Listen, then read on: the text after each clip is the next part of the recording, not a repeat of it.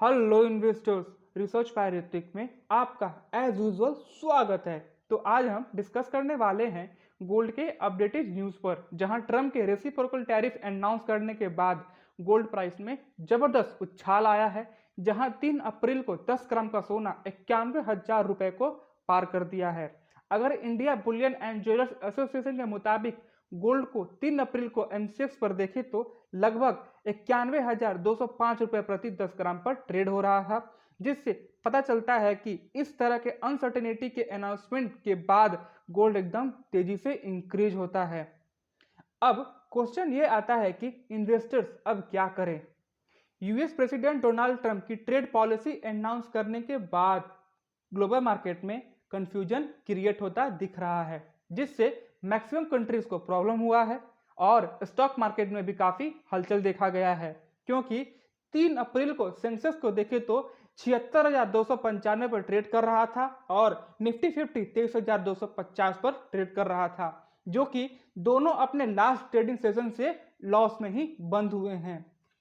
तब गोल्ड एक strong pillar बना हुआ है, जो कि अपने रिकॉर्ड हाई पर ट्रेड कर रहा है, जो कि $3,150 है।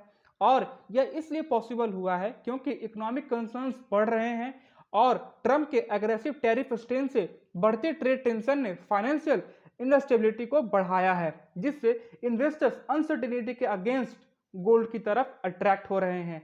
और रिसेशन का डर और फेडरल रिजर्व रेट कट की बढ़ती एक्सपेक्टेशन के साथ गोल्ड की डिमांड लगातार बढ़ रही है। इसके अलावा वर्ल्ड वाइड सेंट्रल बैंक लगातार अपने गोल्ड रिजर्व बढ़ा रहे हैं, जो यूएस डॉलर पर डिपेंडेंसी से शिफ्ट का सिग्नल देता है। गोल्ड के लिए यह बढ़ता प्रेफरेंस जियोपॉलिटिकल टेंशन और इकोनॉमिक वॉलेटिलिटी पर बढ़ते कंसर्न को रिफ्लेक्ट करता है। एक weaker dollar, turbulent stock market और बढ़ते स्टैगफ्लेशन रिस्क गोल्ड की स्ट्रेंथ को सस्टेन करने की संभावना है।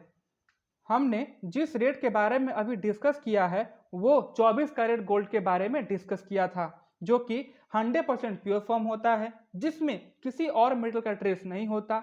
जबकि 22 कैरेट वेरिएंट में 91.67% प्योर गोल्ड होता है। साथ ही सिल्वर या कॉपर जैसे एलॉयड मेटल के कुछ ट्रेस भी होते हैं। इसलिए आप इन्वेस्टर्स भी 24 कैरेट गोल्ड में इन्वेस्टमेंट करें, जिससे किसी भी वजह से अगर स्टॉक मार्केट में फ्लक्चुएशन आता है तो ये गोल्ड ही आपको संभाल कर रखेगा, जिससे आप अपना लॉस को एडजस्ट कर लेंगे।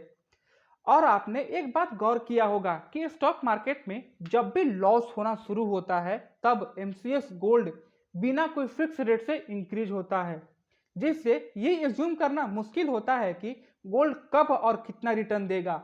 और इसके रीजन के बारे में बात करें तो हमने आपसे पहले ही डिस्कस कर लिया है। आपने एक बात और गौर किया होगा कि इंडिया में हर चीजों पर टैक्स दबा के गवर्नमेंट लगाती है, चाहे वो चीज लग्जरी हो या ना हो। पर गोल्ड जैसे लग्जरी एसेट पर गवर्नमेंट सिर्फ 3% ही टैक्स इंपोज करती है, जबकि इंडिया में कोई केजीएफ नहीं है या फिर एग्रीकल्चर प्रोडक्ट की तरह गोल्ड का प्रोडक्शन नहीं होता, बल्कि ये गोल्ड इंडियन गवर्नमेंट इंपोर्ट करती है और हर साल गवर्नमेंट बजट में इंपोर्ट ड्यूटी भी कम करती है। आपको क्या लगता है गवर्नमेंट ऐसा क्यों करती है?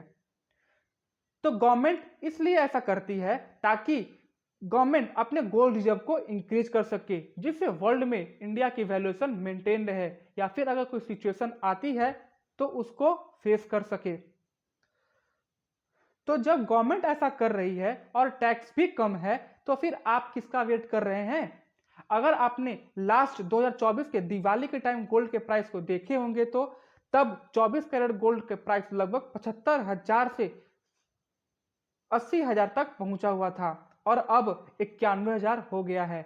यानी कि 12 से 17,000 का इंक्रीमेंट हुआ है पर 10 ग्राम, और वो भी 24 कैरेट गोल्ड, जो कि लगभग 15% का रिटर्न दिया है और वो भी लास्ट 6 महीने में।